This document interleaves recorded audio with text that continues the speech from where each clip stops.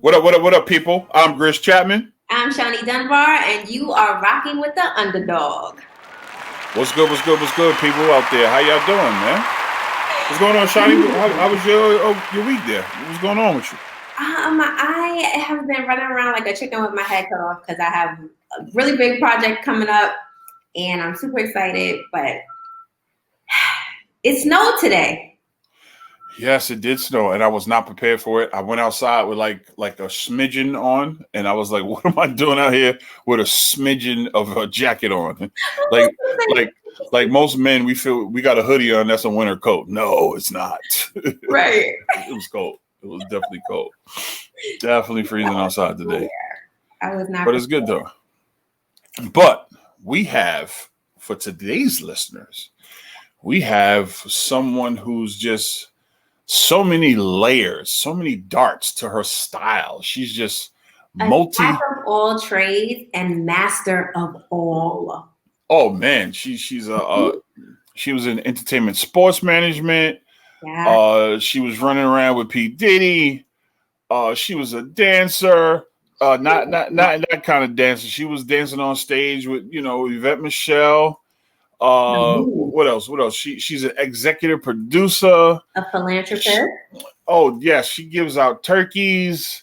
She's oh my goodness. She gives out clothes to the homeless on Christmas. Like she just does it all. So I'm very, very eager to talk to Miss Wonder Woman, Meda Leacock. I would love the daughter. I can't wait. I can't wait. PhD. Yeah, I can't wait. Oh, and she has a book. Yes, she's an author.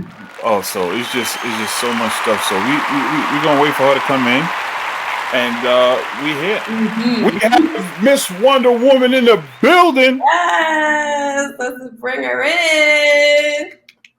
Hey. How you doing? So we want to go back a little bit because there's so many different layers to you. So we want to peel back the layers a little bit. We want to start when you were the younger Wonder Woman, when you were dancing for Yvette Michelle, because that's kind of like when we met. And I kind of want to start there. Where were you there at that point? Where were you at that point in your career?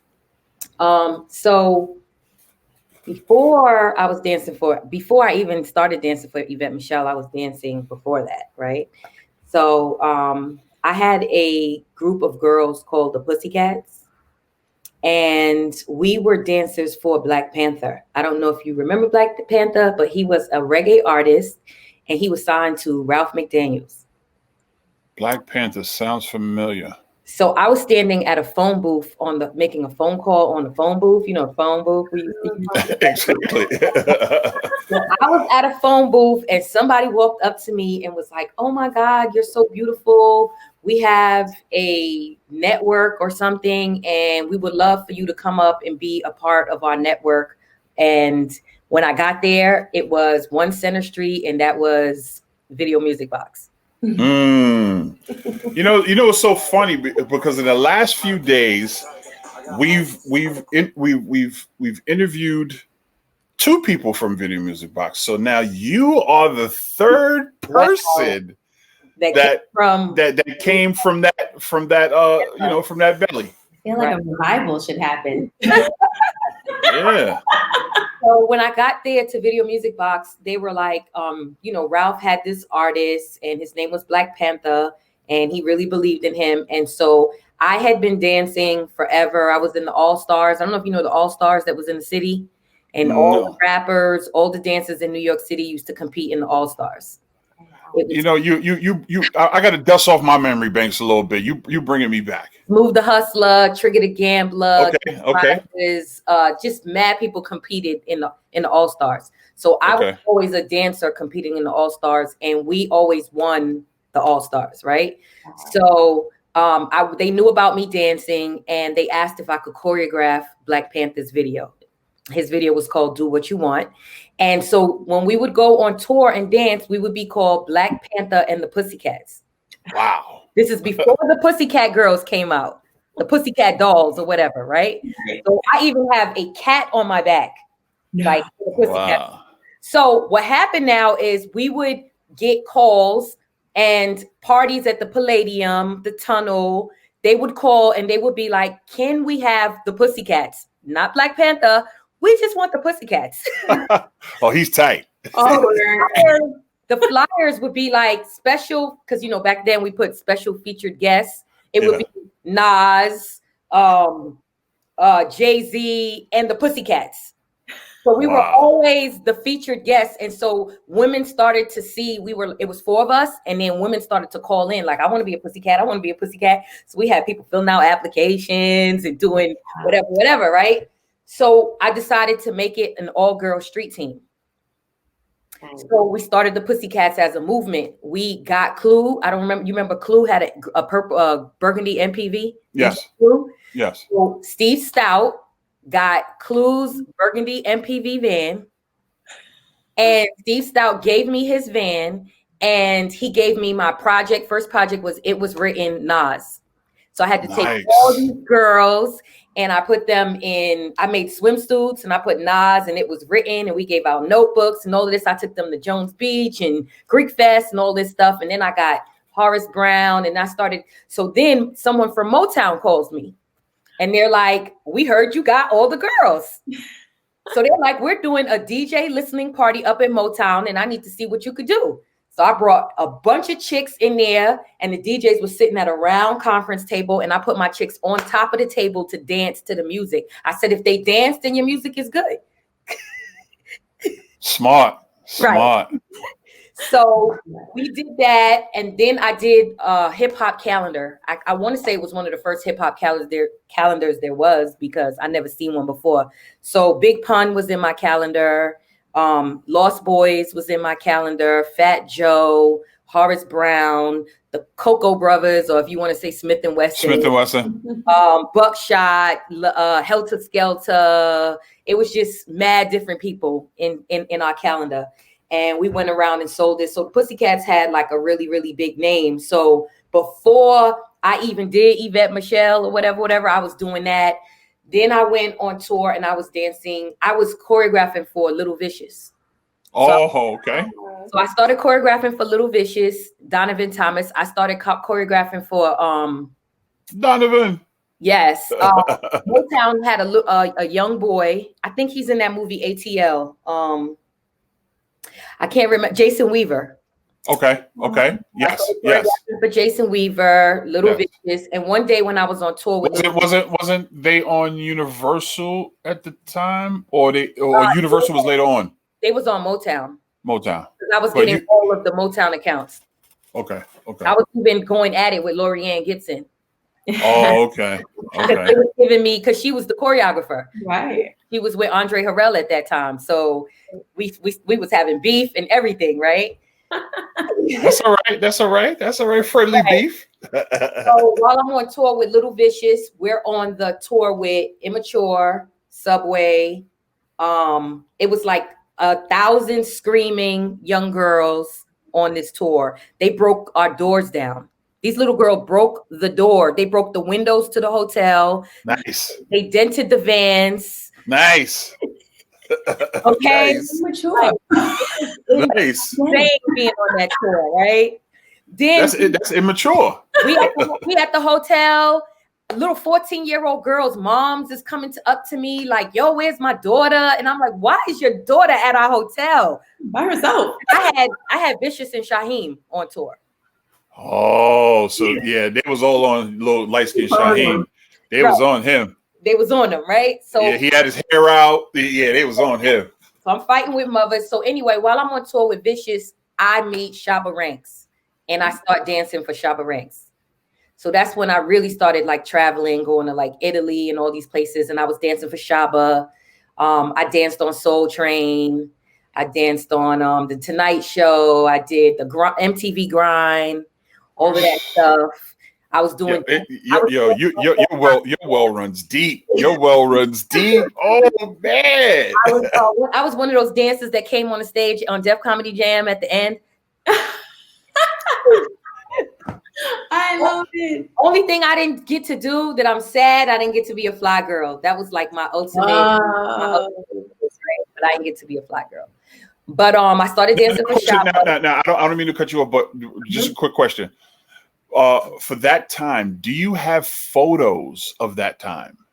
Do you have any photos? I do. I have photos. I have a photo of me like on my head, getting ready to like put my feet up in the air on the stage for Shaba. I have videos of me dancing for Shaba. There's videos of me dancing for Yvette Michelle. You need to put a book together, like a something like a memoir type of thing. Yeah, that'd be dope. That'd be real dope. I have all of that. Let's see. So after Shaba, that's when I started dancing for Yvette Michelle. Okay. And Yvette Michelle was pivotal in my life, in my career of who I am today, because she was signed to Loud Records.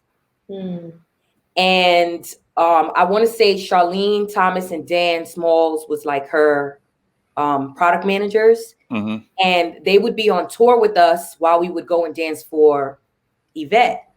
And that was when I decided, and I said, I asked Charlene one day, I said, do you mind on my day off if I come intern for you when I'm not dancing for Yvette, can I come in the office and intern for you? And she said, yes. And so I started interning, and we were working on Wu-Tang's first album, Mobb Deep's first album, Big Pun, Funkmaster Flex's first mixtape.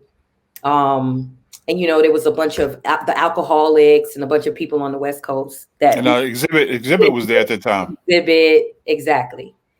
So I started interning, and what happened was Steve Rifkin took a liking to me. So he would just be taking me on trips with him and doing stuff. Like I was doing stuff that interns just don't do. Like I was in Jamaica. How can I be down? The executives were mad. Like, why is the intern here? That's dope. She's Wonder Woman. That's why she's there. But at this point, I have a place, I have an apartment, I have a car. Like I have my own business.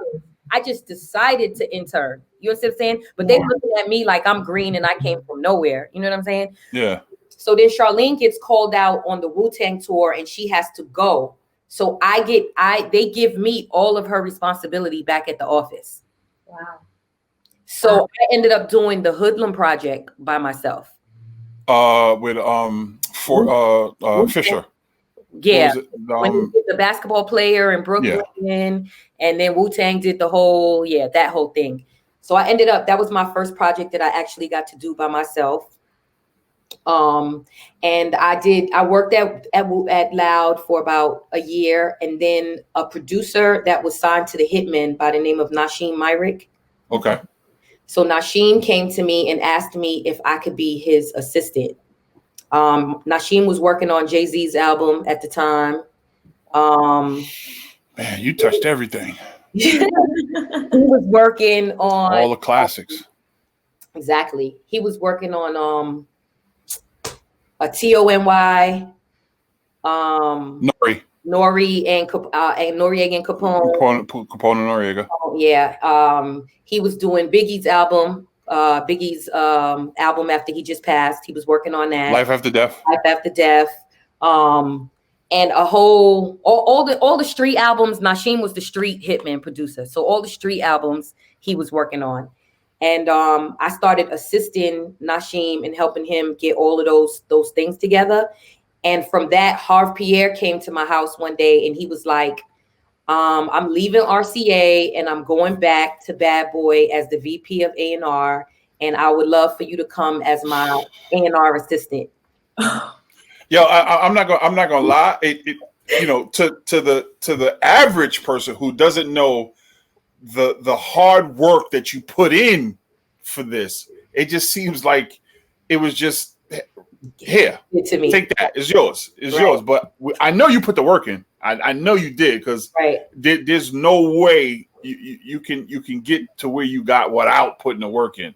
But this story is just I'm excited. I think one of the things that I find so admirable about you is that you had this love of dancing, but that closed mouths don't get fed. Exactly. So you ask, cannot, and then you were able to just like show, improve, and then people would just gravitate to you. I didn't want the handout. I actually learn, because I'm the type of person where if I don't know the answer, I'm not speaking.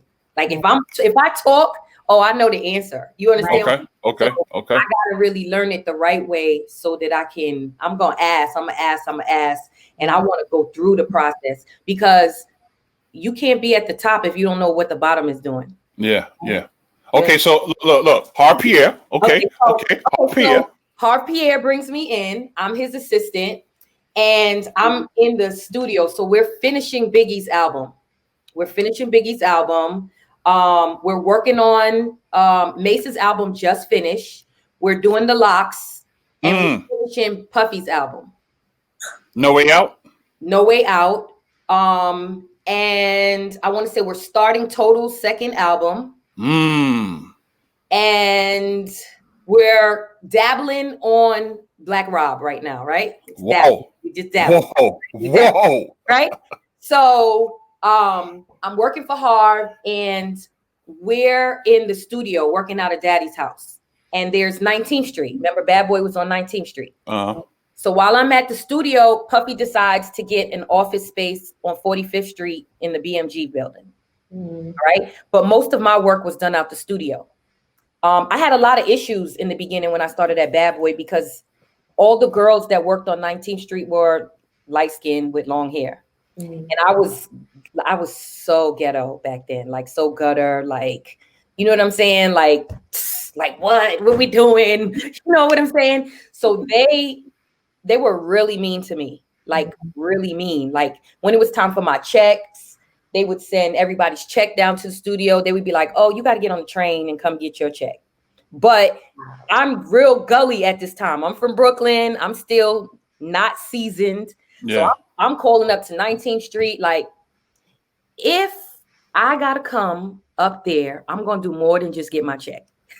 You know we don't want that. No violence. You know what I'm saying? I'm talking to them like, however, like, but at the same time,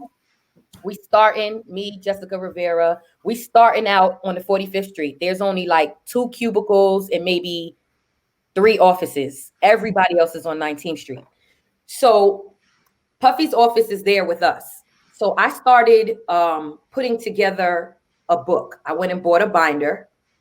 I typed out every artist's name, and I started doing tables. Okay, this song is done. This song is not done. We need an artist. We need side clearances. We need this label needs to sign off on that. We need this mix. We need this master. This is just a rough cut. I started doing all of that and putting everything on there, and I would leave it on Puffy's desk. And one day he came out of the office and he was like, "Who did this?" It sounds like him. And I was like scared at first. And I was like, me. And he was, "That's what I'm talking about. That's what I'm talking about, taking initiative." And it's so crazy that you just had so much forward thinking. Yeah. You know what I mean? Like just so much forward thinking. To fill the void. Yeah. And then he took me from Harv. Gimme. Come here. Like, come over here and sit down. Like you with me. So Harv used to get mad because Harv still needed an assistant. But I wasn't stupid. I took a young girl that was at the 19th Street and I started training her because I already knew I was making that move. You understand what I'm saying? So I started training her for everything that Harv needed so that I could just transition her right away. So Puffy took me and he actually gave me the position of A&R. So I traveled everywhere with Puff. There was never a time that I wasn't next to him. It was points where people had to go. You had to go through me pretty much a lot, besides his executive assistant, to get to Puffy. Nas, Timbaland, Jay, Trackmasters, anybody, Steve Stout, anybody, if they wanted Puff musically, they called me for him. Mm-hmm. At that point, he was working on his second album. So he allowed me to A&R his album. Okay. Also at that point, I saw Carl Thomas on the shelf. Okay. And I was inquiring because I was like, yo, his music is okay. It's dope. You know what I'm saying? So what we doing? And they were like, if you want to do what you want to do with it. And so I went and I got Carl Thomas and I started working on Carl Thomas. Ching, ching, ching, ching. So I did Carl. Yeah. Chingy, chingy. So that was like that era of hip hop is my favorite. Like that's my whole. Yeah, it is. We had the Neptunes. We had the Neptunes in there in the studio every day. Pharrell working on Mace. Nobody knew who Pharrell was. They was just the Neptunes at that point.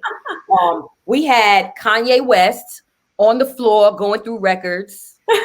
He was the assistant. Dope. Going through B-Dots and all of their records, Ron Lawrence and all of their records. Missy, we had Missy in there every day. Missy wrote and did all of Total's album. We had CeeLo Green. He was writing for Puffy. We had Bone Thugs and Harmony. They were in there writing for Puff. Sauce Money. Oh, Sauce Money. I mean, any and everybody at the same time. We was working on Kim album, so we had Grace Jones in there. We had, I mean, just any and anybody that you could think of. We was touching them. We was just okay. So while you're here, I gotta ask this. While you're here, I need a good Puffy story. Please. Like while we're right here, I need a good Puffy story. I don't need the juicy stuff. Give me the funny stuff. No, something funny. Okay, because that's young Puffy too. That's yeah. I'll give you a good Puffy story. Well, yes, thank you. I tell most people he definitely did push me, and he was like, you got to be here before me. You got to be here after me. I want you to be successful. I want you to learn all parts of it. You know what I'm saying?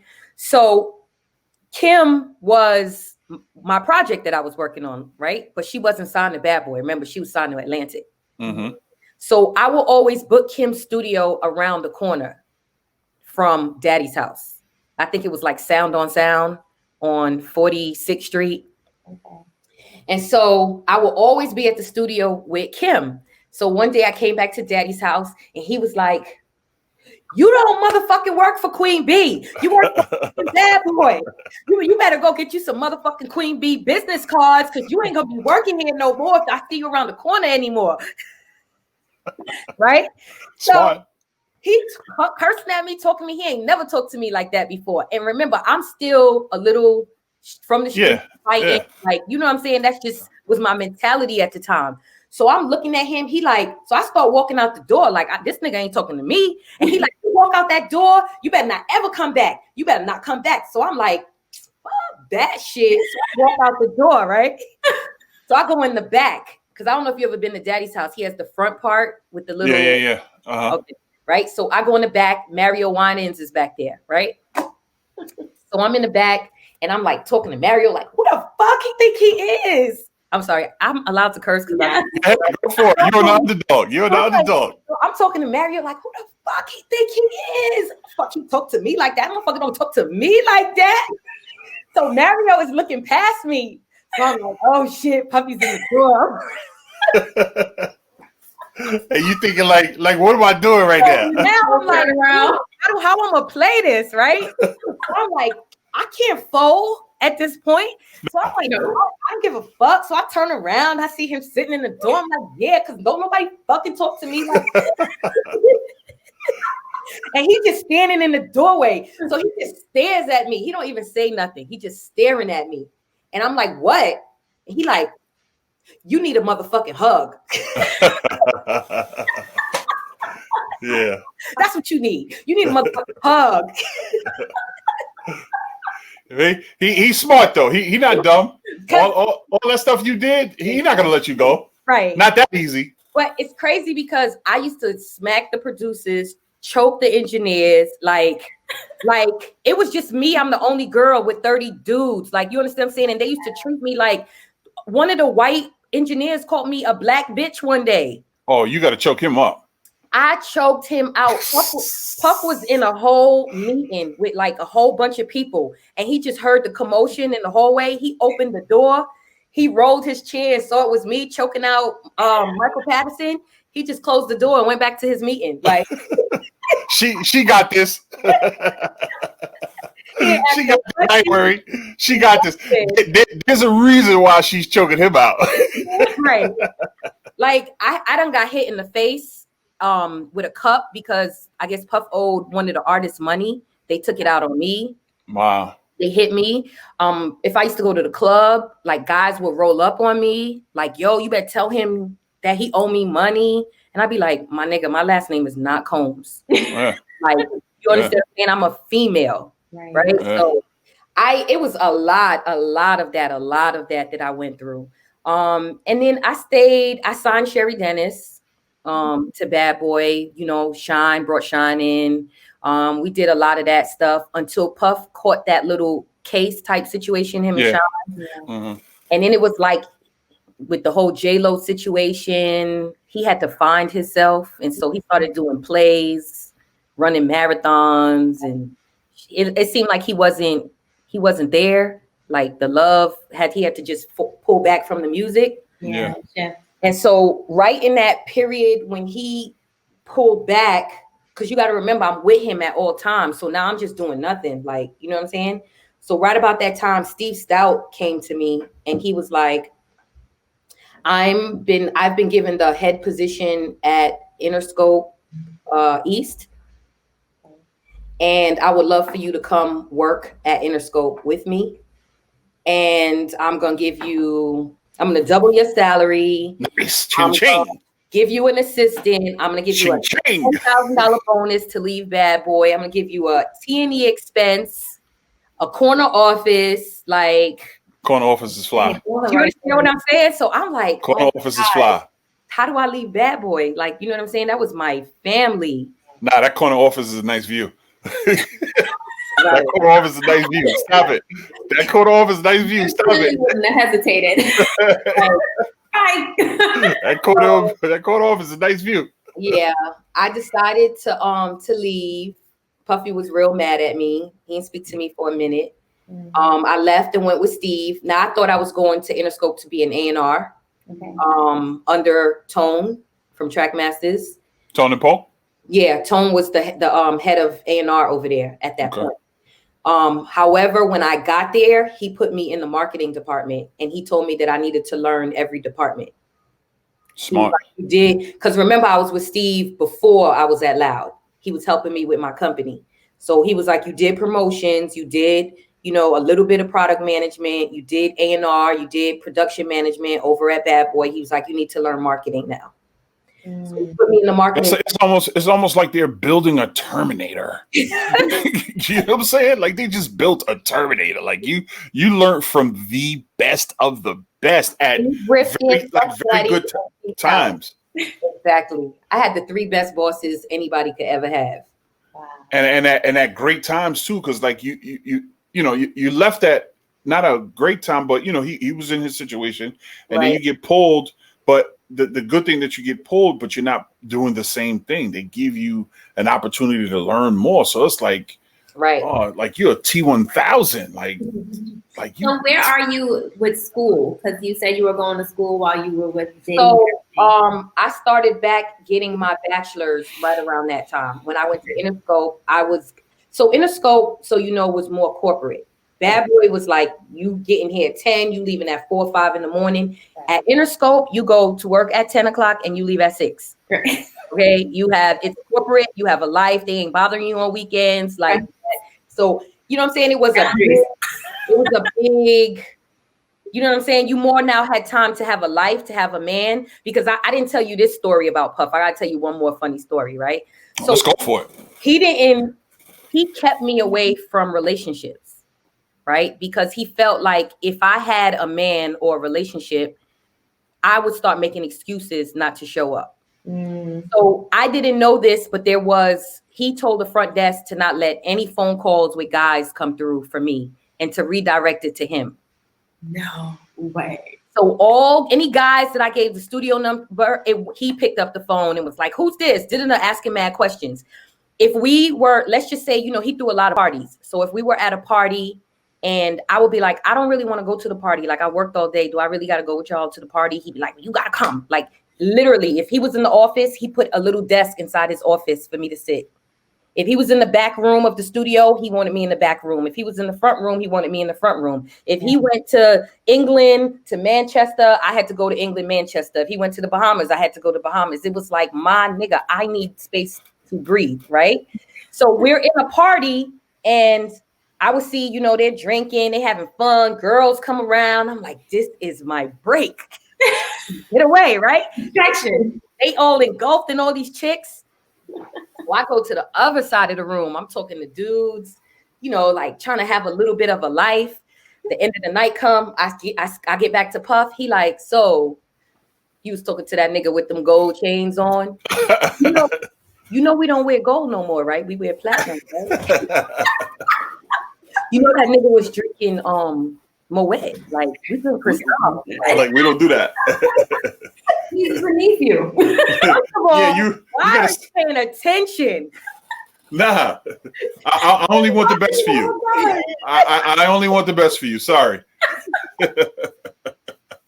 Like, Love it. I was guarded. Like, it was retarded. So when I'm at Interscope now, I can date. I can get a life. Like, you know what I'm saying? I go home at 6. I don't know what to do with myself. It was kind of hard because they kind of didn't like me that much up there because Steve placed me in the department. And if you know anything about department heads, like marketing and stuff like that, they want to bring their own people in. Of course. And so my first project was Maya, Fear of Flying. And we did the Best of Me video with Jay-Z. I think Jimmy Cozier did it, produced it or wrote it. And then I was given City High, which was Wyclef and Jerry One group. I was given Dutch and Spade. Okay. I was given Black Eyed Peas, but with no Fergie. No Fergie. You had Kim, right? Kim was her name? There was no girl. There was no girl at the time. Okay. No girl. And then we had Rough Riders. Locks came over to Interscope at the same time as I did. Okay. Eve was signed there. And we were working on Eminem and D12. Wow. And that's when she was signed with Dre, right? Doing the Eve of Destruction album or something like that. Yep. So did all of that at Interscope. And that's when I kind of, at some point during that time at Interscope, I met my child's father, then husband, and whatever. And that's when I started veering into sports, because then I started, he was from Brooklyn, and they knew him in the sports world, but they didn't know him in the music world. And I had kind of met him a little bit during the Puffy days, so I was able to use people to get him stuff. Like, you need me to do something for you, I need you to do something for him. Okay. So I would get him in interviews and magazines. I would have the rapper say his name in songs. I would put him in different videos.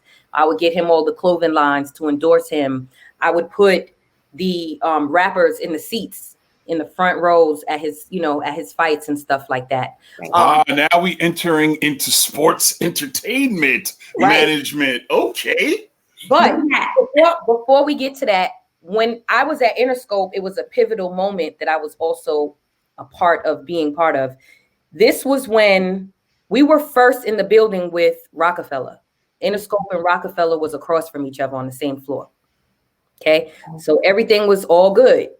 Then we moved down the block, and this was the pivotal moment where Steve and Jay started getting cool.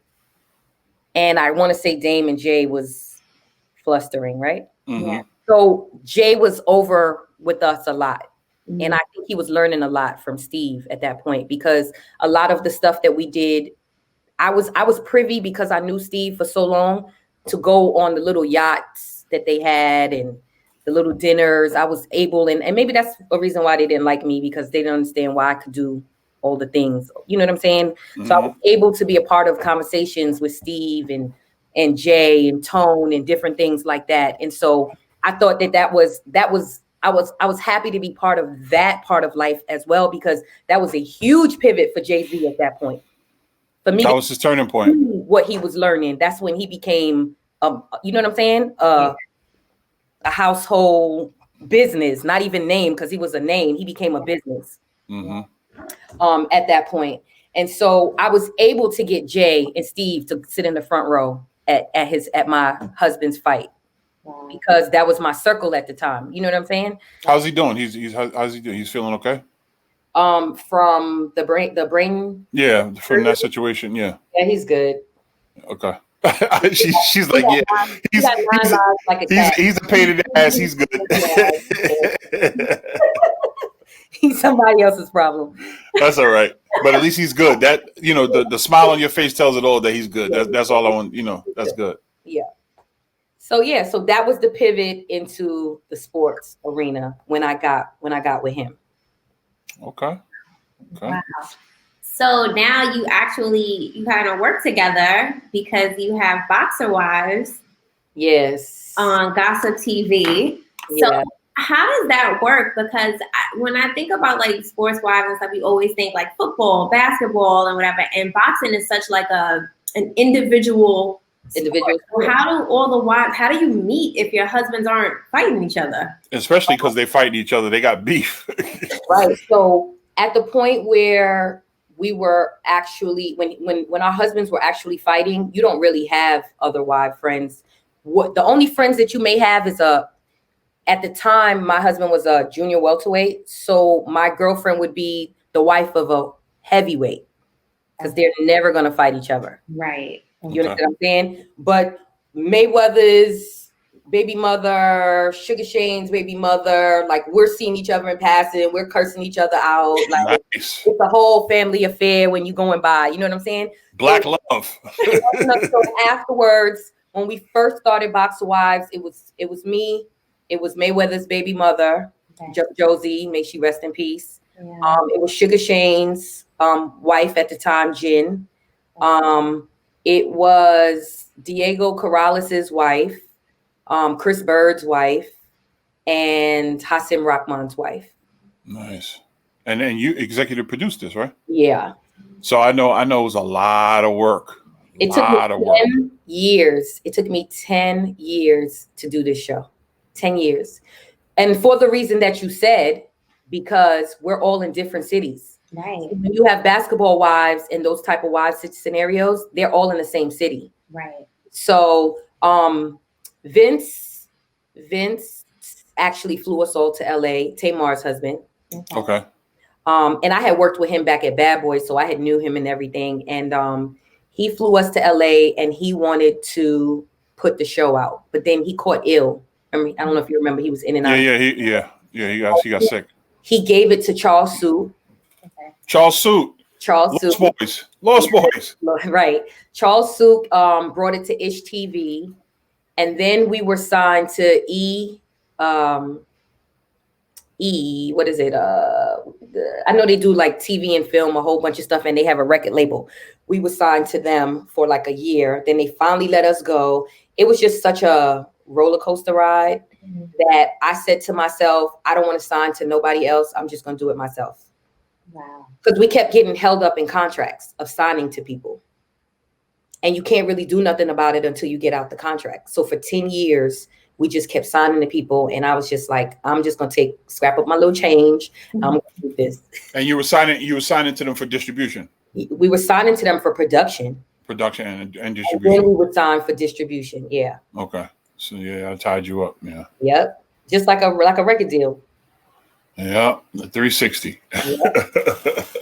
Wow. Yep. So with the Boxer Wives and you and Judah working together, you both have foundations, charitable foundations. So what got you started? What made you say, I want to make Wonder Woman like a foundation? I want to help young people?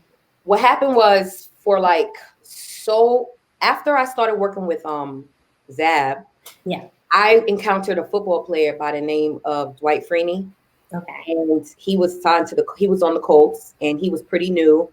And I started working on a lot of his stuff and his foundation stuff. And I think what I did with my ex-husband, all the athletes wanted me to do with them now. Because every athlete wants to be a rapper and every rapper wants to be an athlete, right? So I started getting an influx of athletes coming to me like, can you do the same thing? The marketing plan, can you put that together?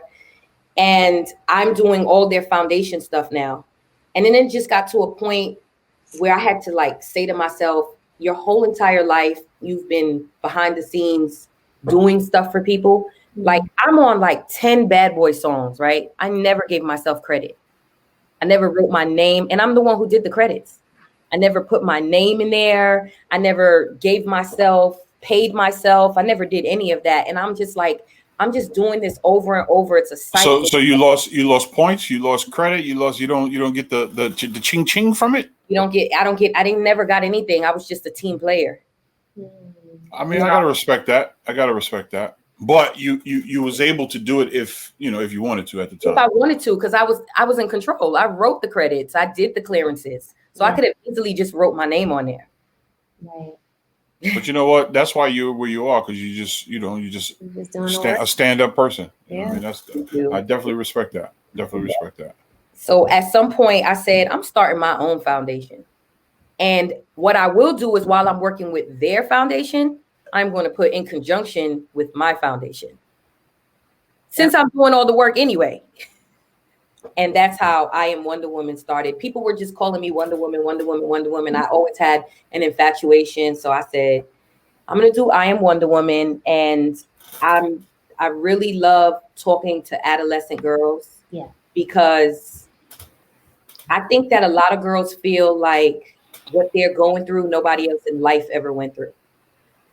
And I tried to explain to them, I have this theory, it's called no excuse. It doesn't matter where you come from, what you've been through, how you live in, there's no excuse. Yeah. Fix it. Yeah. You understand? And so I started getting I felt that. I really felt that. I really did. Like I felt you looking at me like, fix your life, Grizz. I just don't believe. My friends think I'm harsh. Like back in the days, they used to be like, I make them cry. But I feel like I'm only going to spend my time talking to you if I care. Right. I'm not even going to say nothing if I don't care. You know what I'm saying? Mm-hmm. So if I'm saying something to you that I feel could better your life, you should wonder why you took it in the bad way. That part. What does that say about you and how you feel about me?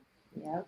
You understand what I'm saying? Because I'm only giving you a gem that I think could better your life. I just believe in ripping the Band-Aid. Like I'm not going to sugarcoat it and talk around it. You don't got to take my advice, but I'm just going to tell you how I feel. Like, you know what I'm saying? And it's all in love. Yeah. So, I just feel like there's just no excuses. And to our younger generation, like my daughter, she's a lot like me. She's probably even tougher than me because she done went through and seen how I am. And I watch her talk to other people and deal with other people. And she got that layer on her because of it. Yeah. You know what I'm saying? So I have all these girls from the group homes and these foster girls that I was mentoring for my foundation. And, they would send naked pictures to guys. They was having trains ran on them. They was smoking and drinking and just doing things. And the excuse was the life that they was brought up in and the circumstance that they are in. And they use it as a crutch. Right. Like, I talk to them and I feel like if you were living in a regular home with two parents, you would still be doing this. Because this does not make you. Because I know a lot of people who came from this circumstance that made it past this circumstance. So you want it to define you for the rest of your life? Or you're going to be, you want to be a statistic, or you want to make a difference. Right. Yeah, you're right. Well, it seems like it's more so like the beginning of it is self-confidence or building up self-esteem to make them feel like I can do better. I deserve better. And that was my main reason why a lot of the things that I did with them were all self-esteem building. When we first got together, like, how you want your hair?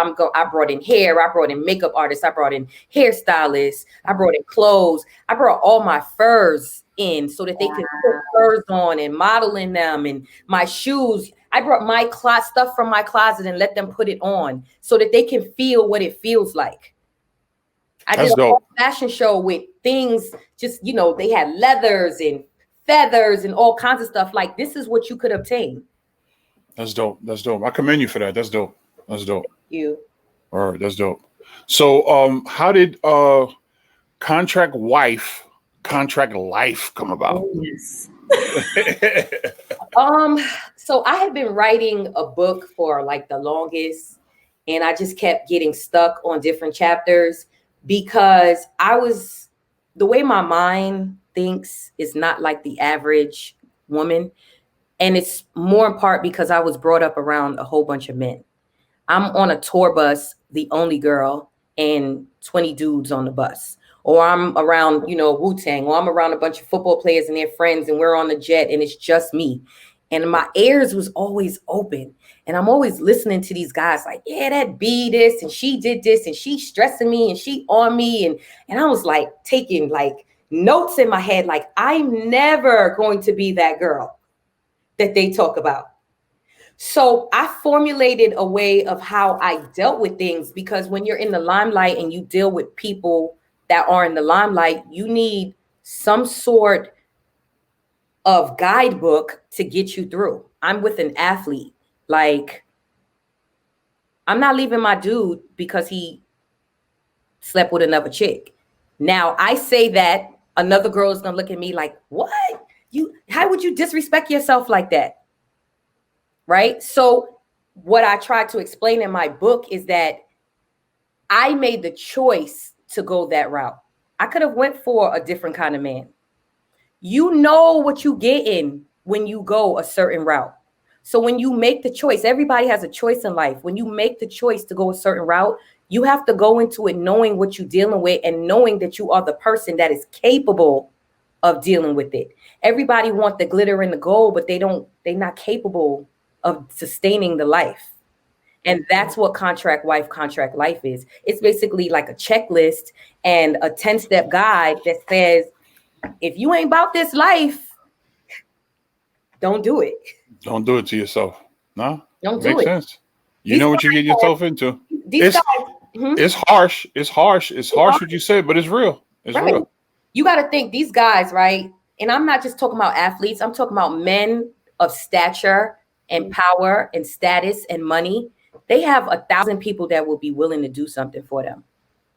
How do you fill the void? They may have a business manager, an agent, a manager, a lawyer, an assistant. They have all these people. What can you bring to the table that makes you irreplaceable? Mm-hmm. That's what you have to find. Makes sense. Or get out the game. Or get out the game. Makes sense. So what's next for Wonder Woman? I am writing a new TV show that I'm getting ready to shoot the pilot for. And TV and film has always been my passion, even though music sits within my soul. Before even music, TV and film has just, from high school to college, it has just always been my love. And over the years of me being in music, I have a book. It's funny because I'm gonna show you my book. It's right here. I have a book. This is all TV show ideas and films and scripts and everything that I've written over the years. You better keep that in the safe. Right? Keep that in the safe. And so while I'm working on like different residuals and endeavors, just to sustain life, that's my passion. And so I'm just trying to, I think I'm at a point in my life where I can do what I want to do. I'm setting up all the things that I need to do, but I also want to pace myself. I think when you get to a certain age, you have to have time for everything. You have time for your purpose, but you have to have time for your passion. Nice. I like that. So to be like therapeutic for you, because you seem to do it often. Say that again. Do you find writing to be therapeutic for you, or is it just, it's not so much the writing. I think it's the creativity is the therapeutic part for me. Yeah. I don't care to actually write it, but if I have to, I will. Yeah. I more so like to come out with the ideas, and I wish that I had an assembly line where I can make the idea, pass the idea down, and just keep it going. I don't have that right now. Yeah. So a lot of times I get stuck just finishing my own product. But the creativity part of it all, that's like, I just love to create. That's dope. Well, if you're ever looking for a 7-foot actor, I'm 350 pounds and I look good in a suit. So if you're ever looking for someone, I look got me you. up. This new show that I'm writing, it's a lot like, based off of, a lot of stuff we went through. It's based off of my life. Okay. And I won't say a lot, but what I will say, it's based off of women in the workplace. Okay. And what we've had to endure. And there's a lot of women who chose not to do the Me Too movement. It doesn't mean we didn't go through it, because I had my fair share of going through a whole bunch of stuff. I'm sure you did. I chose to keep my mouth shut and to just bob and weave and to use it. I say that, there's a certain amount of women who get past, and then there's a certain amount of women who you just got to keep going to the right and to the left until you find your way to make it through. And a lot of us, we have to create our own lane. Yeah. Makes sense. You know what I mean? So it's, to me, I didn't want to make it serious. I wanted to make it like a dramatic comedy. And it's about, the different things that we go through. Some of us decide, like, we're going to take the proposal. And some of us say we never going to take the proposal. And some of us, because I'm going to be honest with you, it was days where I would wake up and I'd be like, I'm strong. I ain't dealing with this. You know what I'm saying? I'm going to make it. And then by 9 p.m., I'd be like, damn, maybe I should just take the proposal. And then, and then you go to sleep, like in the morning, I'm taking the proposal. And then you wake up in the morning, you be like, I ain't taking that. I ain't taking that shit. I feel you. Oh, That's what's up. And that's every day. That's an everyday battle for us, where like you feel like you defeated, and then you like, okay, well, this is all that's left. And then you get a good night's sleep and you like, okay, I'm gonna fight again tomorrow. Yeah. That's what's up. It's the recharge. You gotta reset and get back to it. Exactly. So for the underdog that's sitting home, in certain situations where they feel that they, they got their back against the wall, that they get the doors keep closing in their face, do you have any advice for the underdog? Well, yes. No excuses. Knock the door down. Get the hammer, take the hinges off, do whatever you got to do. The best advice that I've ever given anybody is find the void. There's a void everywhere and with everyone. Find what it is and fill it. That's ill. Like that's the illest part that I've heard. Like, oh man, that's ill. Like I appreciate the time that you took to hang with us on the underdog. I appreciate this interview. It was beautiful. I wish you much success, much love to you, and all your future endeavors. And anything that you need to promote, let me know, and we will push it on the underdog. I appreciate it so much. I do want to give a shout out. I have a line of vaginal steamers. Nice. Vaginal steamers. Now, Yeah. now, whoa. Let's back this up. No, let's break this down for our ignorant listeners. What are vaginal steamers? So it's an ancient homeopathic healing that's been around way before we were born. And a lot of Asian women and Malaysian and back in the days, they would put a pot with herbs and boil the herbs inside of the pot and sit on the pot, and they would steam, and the steam would create, clean and help with gallstones and their uterus, their uterine lining, their ovaries. It helps with everything. And then, of course, as we got into the newer days, they say it tightens you. That's okay. So for you underdog listeners out there, don't front on this project, on that product. You need that. You need that. Try that out. Forever, you had to go find an Asian house or a bath house that did it to get it. And so I was able to create a personal one that you can put right in your bathroom, and you can use it as much as you want, plug it in and sit on it and boil your herbs. Oh, so you coming out with the pot and everything? I have the whole thing. What's that? On my website, drmedawellness.com. Dope. That's amazing. I'm inspired. I'm gonna go write some more stuff. And call me, you know, we put some ideas off of each other. Everything. We got this. I was like, when you said like you wish you had basically like an idea machine, you just put it in and it just happens. Let me give you try this. I get most of my ideas when I'm sitting in the shower. I sit on the floor and I let the water run. And you have to have either a little recording device on the side or your phone or a magic marker or something, and everything will come to you right there and you just jot it down, bullet points. It happens to me like at 4:00 in the morning. I pop up out the bed and I had to start having a notepad right there to me and just write everything down. Yeah. Yeah. I knew you guys would click. I knew it. Didn't I tell you before this interview? I said you guys are gonna click. I knew it. I knew it. What I love about you, Dr. Meda, is because you are so genuine and it's all just telling your story. And you don't realize by telling your story how relatable it is for others and how it inspires other people, because you're just like, I'm just gonna tell my story. It is what it is, and it's just. Thank you. Well, before we get out of here, can you please say hi? I'm Dr. Meda, and I'm rocking with the underdog. Hi, I'm Dr. Meda, and I'm rocking with the underdog.